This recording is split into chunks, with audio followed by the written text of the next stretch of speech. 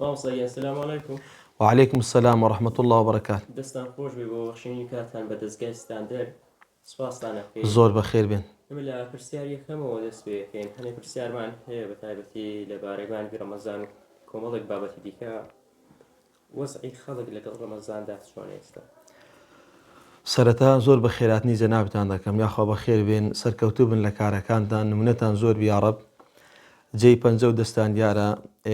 لە بەڕێوبەر و لە جەنابتان و هەموو ستافەکان بەڕاستی جێگای شانازی و دەستخۆشین. دیارە الحەمدوللا، سپاس لە بۆ ڕەب العالەمین. لە مانگی ڕەمەزان خەڵک زۆر گەرم و گوڕا لە ڕووی بەڕۆژووبوونەوە ئیلتیزاماتێکی باشێ بە شێوازێکی گشتی و هەروەها مزگەوتەکانی لە نوێژی جومعە و جەماعاتە سپاس بۆ ڕەب العالەمین زۆر ئاوەدانە. ئیدی دڵخۆشیە و خەڵکەش بە مانگی ڕەمەزان و جەوەکەشی الحەمدوللا زۆر گونجاوە، یعنی گەرمانیە بەلای سەرمایە بەلای گەرمانی ئیدی ئەوە وای کردی، ینی تۆزێک گورتین و ینی وەرەبەرزی بە خەرکەکەی بدە لە بەڕۆژی بوونە. باشە، لەبارەی مانگی ڕەمەزانەوە کێنەوانەی کە ڕۆژویان لەسەر نیە لەو مانگەدانەوەی کە بتوانێت ڕۆژوەکەی نەگرێت. طبعا رب العالمین ڕۆژوی ڕەمەزانی بەنەسی ئاەت واجب کردووە لەسەر ئێمە، دەفەرمێ فەمەن شەهیدە منکم الشەهڕ فەلیەصومه. ئەگەر گەیشتنە ئەو مانگەی کۆمەڵێک مەرجەیە لە ئیسلامە لەبارەی ئەو کەسێک کە بە ڕۆژوو دەبێت، ئەگەر ئەو شەرت و شروتانە لێ هاتەجێ لەسەری واجبە بە ڕۆژووی، لەبەر ڕۆژوو یەک لە ئەرکانەکانی ئیسلامە. ڕۆژوو عیبادەتێکی گەورەیە، مەسەلەن ئەگەر ساغ بی بڵێن نەخۆش نەبی و هەروەها موسڵمان بی، عاقڵ بی، بالغ بی، ئەوانە دەبنە مای ئەوەی کە ڕۆژوو لەسەر واجبی. بەڵام ڕەب العالەمین کە ڕۆژوی واجب کردە لە هەمان کاتیشدا ئەتەساهولاتی کردیە، ئاسانکاری کردیە بە چەند شێوازێک لە بۆ ئێمە. رب العالمین هەر لەو ئاەتەی کە باسی واجب بوونی ڕۆژوو دەکە لە بۆمان دەفەرمێ فەمەن شەهیدە منکم الشەهڕ فەلیەصومه. اینجا لە دواترە ئەفەرمێ فەمەن کان منکم مەریضا ئەو عەلا سەفەرین فعیدەة من ئەیام ئوخەر. لێرەدا دڵنەواییە وەکو مەجالێک و فەراغێک رب العالمین هێشتیتەوە ئەو کەسانەی کە نەخۆشن، بە تایبەت کەوا نەخۆشی مزمینیانەیە، درێژخایانیانە، یان نەخۆشی کتوپڕ لە ڕەمەزانە تووشیان دەبێ، دکتۆری شارەزا و پسپۆر کە سەردانی کرد پێی گوت نابی بە ڕۆژی بی، ئەو رب العالمین ڕێگای داوە نەخۆش یەکێک لەوانەیە ئەتوانی لە مانگی ڕەمەزاندا بە ڕۆژوو نەبی. و ئەو کەسێک کە لە ناو مانگی ڕەمەزانە دەبینی لە کتوپڕ سەفەرێکی کەوتە پێش، یان ڕۆی لە بۆ سەفەرێک بە نەسی ئاەت رب العالمین ڕوخسەتی داوە، ڕێگای داوە و لە فەرمودەی پێغەمبەریش هاتووە صلی الله علیه وسلم بە ڕۆژووبوون لە سەفەرە ئەگەر بێتاقەتی کردی خێر نییە بیشتێنە، ئەوە ڕوخسەتێکە. اینجا کۆمەڵێک کەسی تریشمانێ، بۆ نمونە جاری وایە پیاوێکە بە تەمەنە کەوتوتە ناو ساڵانێکی تەمەن و عمرێکی زۆر، لەبەر عمرەکەی زۆرە و تەمەنی هەیە ناتوانانی بە ڕۆژی بی، ئەوە دەتوانانی ڕۆژەکەی با بشتێنی خۆی ئازار نەدا، فیدیە دەدا ئەگەر هەیبوو. یان ئافرەتێکە عمری زۆرە و تەمەنی زۆرە، ئەویش ڕێگە درراوە دەتوانێتن. وە کۆمەڵێک کەسی تریشمانێ لەوانە ئافرەتێ دوو گیانە، مەسەلەن بێتاقەت دەبی، ئافرەتێکە سچی هەیە، حامیلەیە، ئەوەش ڕێگە دراوە و دەتوانێت ڕۆژوەکەی بشتێنیتن. یان ئافرەتێ منداڵی بووە، ئەو منداڵی کە بووە شیرەخۆرەیە ڕۆژانە پێویستی بەوێ دایکی تێری بکاتن. پێغەمبەری خوا صلی الله علیه و سلم دەفەرمێ خوای گەورە ڕوخسەتی داوە لە بۆ ئافرەتی شیردەر ئەگە بزانی منداڵەکەی برسی دەبی یان بەخۆی زۆر بێتاقەت دەبی لە بۆی شیری پێدەدا، با ڕۆژوەکەی بشتێنی جائیزە و ڕێگە دراوە. هەروە ئافرەت ئەگەر کەتە سووڕی مانگانە ئەوانەش بە ڕۆژی بوونیان لەسەر نییە و حرامە هەر پێبی. ئەسڵان ئەوەش وەکو ئەوەی دەڵێ رب العالمین دەفەرمێ یورید الله بكم اليسر ولا يريد بكم العسر. رب العالمین دەیەوێشتەکەمان لەسەر ئاسام بکە نەک زەحمەتی بکە، کەواتە دین بە نەسی ئاەت ئاسانکاریە و ڕۆژوش یەکێکە لەو عیبادەتانێک کە ڕەحمەتە نەک زەحمەتە. لەبەرەوەی هەر کەسێک کە بڵێ زەحمەتە کۆمەڵێک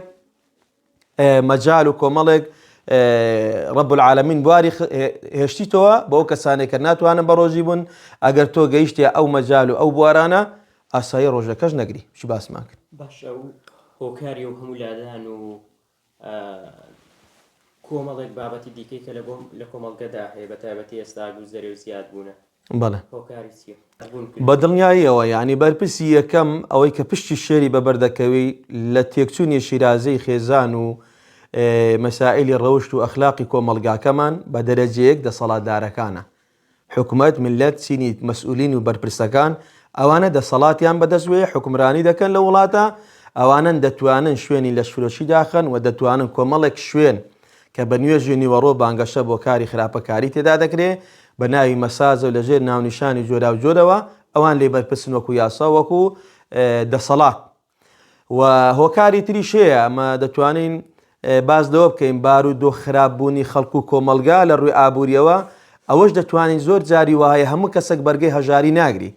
من جەنابەت لێرە چەند سەعاتە لەلای ئەو خەڵکە دانیشتینە و خەڵکی هەژار دێ باوەڕکە بەدەیان ئافرەت هاتۆتە لای من لەبەر ئەوەی هەژارە ئیستیغلال کراوە، یعنی تەعەدای لێ کراوە، توندوتیژی سێکسی بەرامبەر کراوە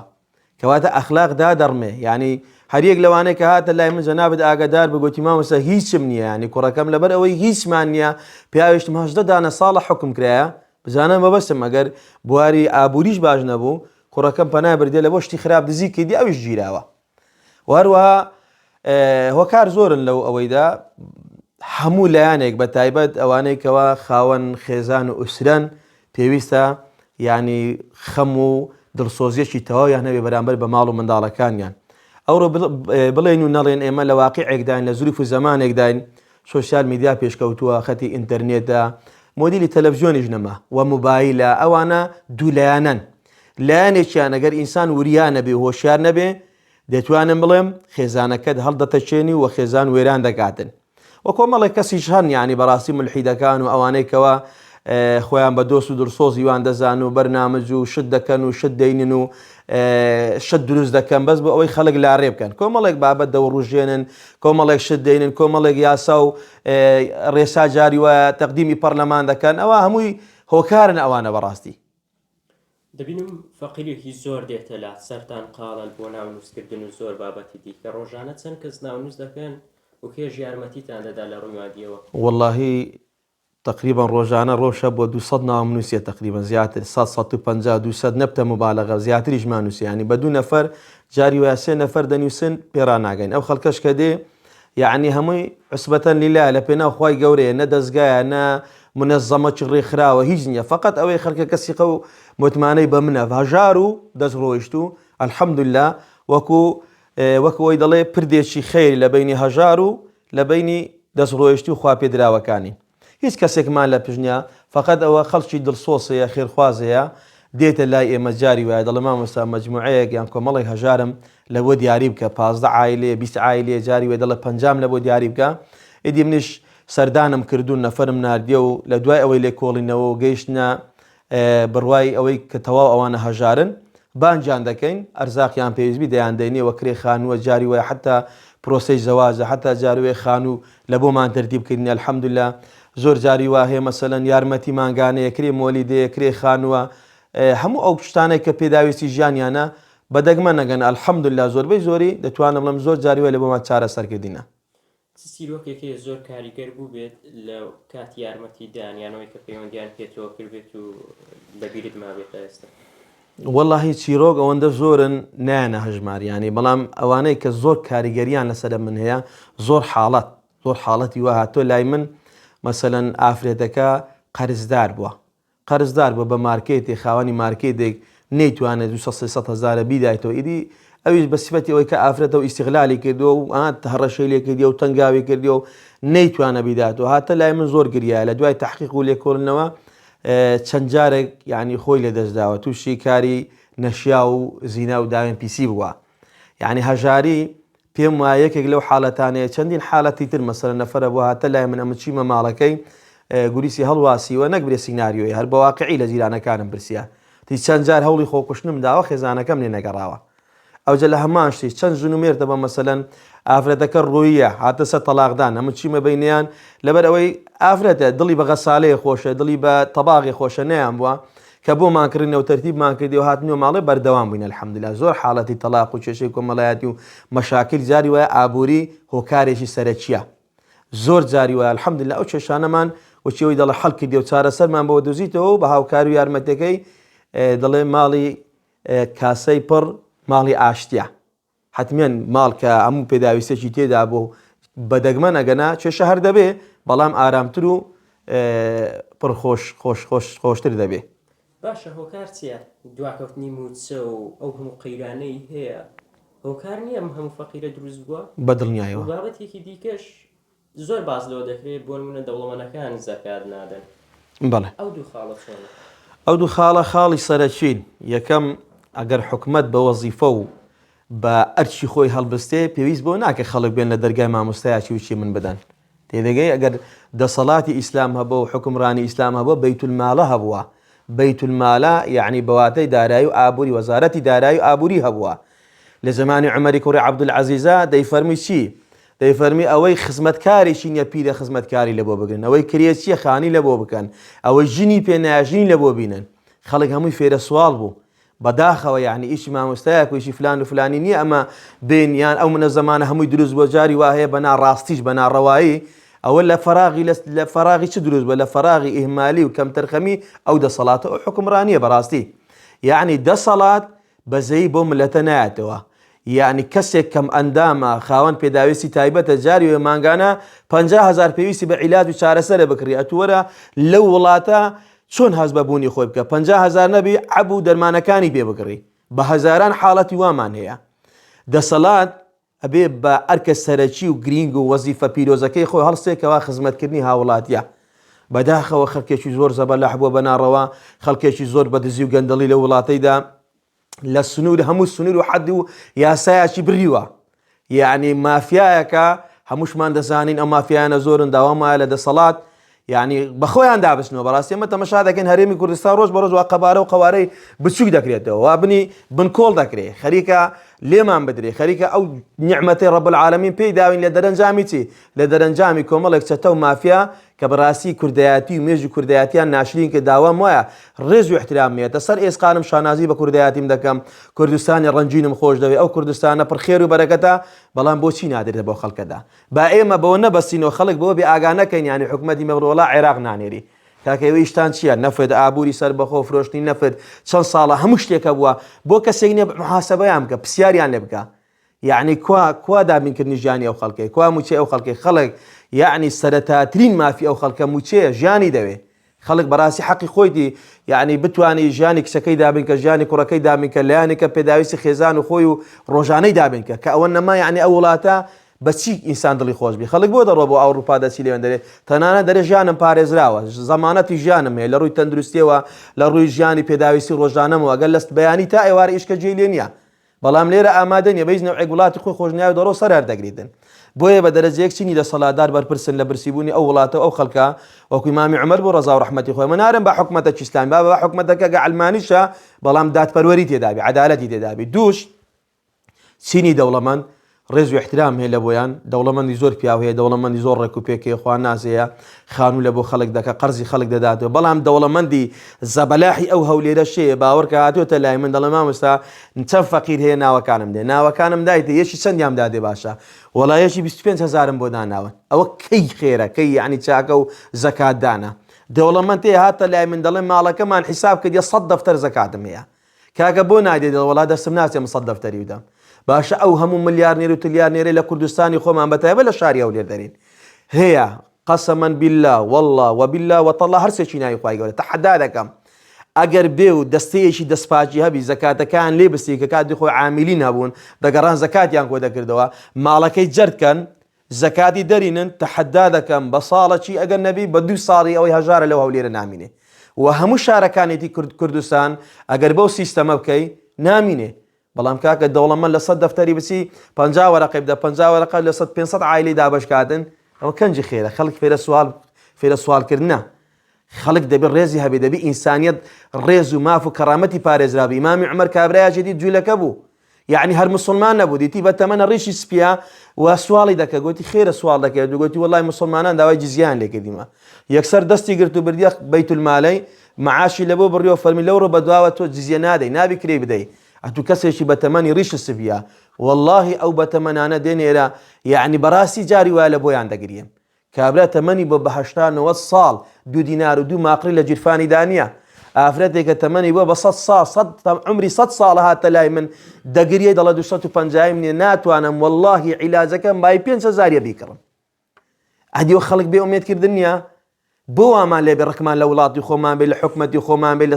لە سیستەمی حکمڕانی ئەو وڵاتە بێ چی وای کرد کاکە دز و مافیا و جەردە و ئەو کەسانێک کە خوا ناناسن ئێمە پێویستمان بە کەسانێکە قەوی بی ئەمین بی ئیمان لەو لایدانێ ئینسانەکی بەجەرگ بی داکۆچی کارێکی سەرسەخت بی لە وڵات و لە ملەتەکەی خۆی و ئینجا دەستپاچیش بی والله ئەو ماڵێکە هەیە لە بندەسی دەسەڵاتداران و کۆمەڵێک لە چینی بەرپرسەکان پێیان خۆشبی پیان ناخۆشبی بەس دەستەکی پاکەبی ئەو ماڵی بجێرتەوە لەیان بسیتەوە ڤێلا و کۆشک و تەلال و قەسر و پارەکانیان و شقە و عیمارەکانیان لە وڵاتانی ئەوروپاوانە کە کڕیدیان واللهی بەس بەوەی ئەمن فەقیرە دەبوو نایڵم لەو کوردستانێ بەس بکەن. زۆر جار باس لەوە دەکرێت کۆمەڵێک لەو ڕێکخرا و کەسانەی کە کۆمەک خڕدەکەنەوە بە ناوی خێرخوازیەوە فێڵ لە خەڵک دەکەن لە ئەسڵدا بۆ بابەتە نییە. بەڵێ قسەتان لەسەرەوە سێشتیاوە هەیە دروست بووە ئێمە ناڵێن نییە و ناژڵێن یعنی ئەو شتە بەدەرنیە لەو جۆرە فێڵ و تەڵەکە بازیە کە دەکرێت جەنابەت باس کرد بەداخەوە سەر پێش هەموو شتێک ئێمە دەستخۆشی دەکەین لەوانەیە کە هەر دەستن بە دڵسۆزی کارێکی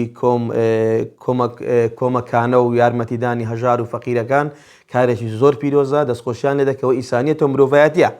تۆ بتوانی هاوکاری کەسانێکی هەژار بکەی جا ڕێکخراوی لە ڕێکخراو بچووکتری هەر کەسێکی چەند کەسانێکی دەستیان خۆشبی نمونەیان زۆربی بەڵام جۆری دووەم کەسانێک ئەوە بەکاردێنن لە مەساڵح و بەرژەوەندی خۆیان ئەوە دڵنیابە رب العالمین إن الله كان عليكم رقيبا خوای پەروەردگار چاوە دێرە بەسەرتدا جاگە ئەوەش هەر دزی بکاتن حکومەتش هەر دزی بکەمان لەو بەنها فەقیرەکە ماڵی وێران دەبیتن بەداخەوە ئەوەش پێم وایە دەبێت سیستەمێکی جوانی بۆ دابدرێت تەنزیمێکی جوان نەگەرە ئەوەی چوو ڕێکخراوی دابنێ کەسی وایە نوێژ ناکە نوێژ دەگەڕێ بە دوای خێرخوازی بابە تۆ نوێژ ناکەی تۆ ئیلتیزامت بە ئیسلام نییە حرفرت بێوەنیات هەندە دڵسۆزی خەڵکی نەوەڵە دەدزی بەڵێ لەوانە لە 100 ڕێکخراوی تەعەدا دەکەم 5 ڕێکخراو 6 ڕێکخراوی پاک نابینیەوە ئەوە واقعەکە زۆربەی زۆری یعنی بە مەلا و بە سەید و بە شێخەوە تێدەگەی ئەمن ناڵم معشوم ئەمن هیزەوەنیمە بەڵام زۆربەی زۆری جاری وایە فێڵ دەکا ماڵی هەژار و فەقیرەکەی دەخوا ئەوە ئیشی ڕێکخراوە مەلا و سەید و شێخ و ئەوانە نییە بەڵام کە چ نەبوو ناچارم ئەمندا دەنیش خەڵم دەرگام لێ دەگرێت گەنا وەڵای ئیشی منیش نییە ئیشی من نییە دەستەیەکی دەستپاچی حەقوایە حکومەت ئێستاگە حکومەتەکەمان دڵسۆزی ئەو ملەتە بە ئەو ساڵبانجی هەمووی دەوڵەمەندەکانی کرد بە وشی شێوازی بەیت المالێک مەجموعەک مامۆستای دڵسۆز کە خەڵق قبوڵی بیتن نەک مامۆستای حیزبی و سیاسی فلان و فلان بێتن و ئەوی دەولای کونەژیدی لێ بکات و نەفەقەشی لێ بدا دڵسۆزی خەڵکی بی کاکە وەرن ئەوەندە دەوڵەمەندەمانەیە وەزع و ئابووری کوردستانمان باش نییە بە ئەو دەوڵەمەندانە ئەوەی کە خێر و سەدەقە و زەکاتیە بینن دابنێن ئێمە بە شێوازێکی تەنزیم و بە شێوازێکی منەزەم و بە یاسایەکی ڕێکخراو هەژار و بێنەوا و بێنازەکان هاوکاریان بکەین و لەو خەمو خەفەتانە هەیە ڕزگاریان بکەین بە سەدان کەس پێویستی بە عەمەلیاتە نەشتەرگەری بۆ دەکەین بە سەدان کەس پێویستی بەوەیە کرێ خانوەکەی پێ نەدرایە کرێکەی ئەو مانگەی ئەو ساڵی لە بۆی دابین دەکەین یعنی ئەوە ئیشی حکومەتە بەڕێزەکانم واللهی ئیشی وەی نییە هەر کەسێک گەست تۆ سێ کەسی بەگەرە خۆدۆ ڕێکخراوەی دابنێ ئەمە نە ڕێکخراوە مێنە دەستگامەیە جارێک کەسەکە لە بۆ من دەگەم مامۆستا ئەوە دەستگای چێ خێرخوازی چێ وەڵا بابات نە دەستگای و نە خێرخوازیە بەڵام ناچارم کەسێک ڕوومتێکە قەت بێ ئومێدی ناکەم لە جیرفانی خۆمی بە هەر نەوعێک بی مسلمانێک بی ئەمن قەنەعات و تۆکلم زۆر لەسەر رەب العالەمینە کە هانام لۆ دەین دەرم ئینشاءالله خوای گەورەش دەرگای دەکاتەوە زۆری پێ ناچی یەک دێتن دەڵێ هەژارەکەم دڵم ئەوە بێکدیان دەگەینی کۆتا خاڵ هیوا و ئاواتم ئەوێ ڕۆژگارێک داوێ ناڵم هەژار هەر نەمینێ لە ناوماندا بەڵام تۆزێک ویژدان و تۆزێک دادپەروەریم دیت بە لەو وڵاتی خۆمان بۆی ئەو خەڵکە زیاتر وڵاتی خۆمانی خۆش بێ زیاتر شانازی بە کوردبوونی خۆی بۆ کوردستانە خۆشەویستەوە بکە سە خەڵک هەمووی دەڵێ عێراق کاکە عێراقش خۆ وێران و کاولە عێراق هەندە جوان نییە بەڵام چکە معاشەکە و موچەکەی هەیە خەڵک بێ دەرێ عێراق خەڵک پێویستی بە ژیانە بە ژیان بە چ دەکرێت بە پارە و بە یارمەتی دەکرێت ئەو یارمە لانی کەم دەبا حکومەتی هەرێم کاکە ئەو ساڵ ڕەمەزانەیە لە حکومەتی عێراقدا هاوکاری هەژاران و کەم دەرامەتان دەکرێت کاکە هەرچی نەچی ناو کۆمەلگاتان دیاری کرد بە لە کەم ئەندامەکان و لە خاوەن پێداویستی تایبەتەکان و هەردوو چاوی نابینایە هەردوو دەستینی هەردوو قاسینیە هەی هاوار و لەکوێ بکاتن خۆزگە تۆزێک ویژدان و دادپەروەری و عەدالەت بەهات بە ناو دڵی دەسەڵاتدارەکانی ئێمە بە چاوەکی مرۆڤانە و بە چاوەکی دڵسۆزانە تەمەشایانگە ئەمن بام لە جێی دەسەڵاتداران و لە جێی سەرۆکی ئەو وڵاتە قەسەم بە ئەڵڵا ڤێلایەکەی خۆم دەفرۆش سایارەکەم دەفرۆش دەمگۆ مادەم ملەتم برسی و تێنی و هەژارە با بێمە ڕێزیوان داخوا ئەو وڵاتی ئێمە ئەمریکاش دەرەقەتی داهات نەک عێراق هەرچی وڵاتی دنیا دەرەقەت ناگەر هاوڵاتی ملەتی خۆل لەگەردا بوو با کەمبی با ژمارەکەت کەمبی کەس ناتوانانی زەفەرت بێ بە بەڵام ئێستا دوژبن وا خەریکە وەکو گۆشتی خۆر خێرێمان لێ هاتێ بەشەکی لەو لای دەبە بەشەکی لەو لای دەبە بەشەکی لەو لای دەبە ئەوی هەر دەستۆ کوردە و ڕەخنە و حاشای خۆی دەردەبڕی لە کوردایەتی خوای پەروەردگار لە بۆمان چاپ بکە و لە کۆتاییشە داواکارم بەزووترین کات موچە خۆران دابین بکرێ مافی ئەو هاوڵاتیە بەڕێزانەی ئەوانێکەوە وەزیفیانێ لەنە ئەو دەوڵەتە ئەو حکومەتە وەزائیدەن داوام لە دەست ڕۆیشت و خێرخوازەکانی شەیە درێخی نەکە نەڵە ئیشی حکومەتە ئەو حکومەت نایکە ئەوەی کە پێتان دەکرێت لە چاکە و لە هاوکاری هەژاران درێخی مەکەن لە بۆ دنیای خۆتان و دواڕۆژی خۆتان ورب العالمين وعد بليني دا واجر دينارك بهجارك بدي رب العالمين ده دينار تا 700 دينار إلى ما يشاء رب العالمين لبود أضعاف مضاعف دك رب العالمين شهر ولات ما بركة لخير ولا بركات ده صلاة داران ما إصلاح بك درجاي بخير ما لوب كاتوا حكم راني وعدالتي شيء يكسان ودات برور ما بودا بيمك هاي پروردگار ما لبك بس برزي بعزته وبما جاني لجر أهلي شاكة دابين لجر دزو جندلان دانبين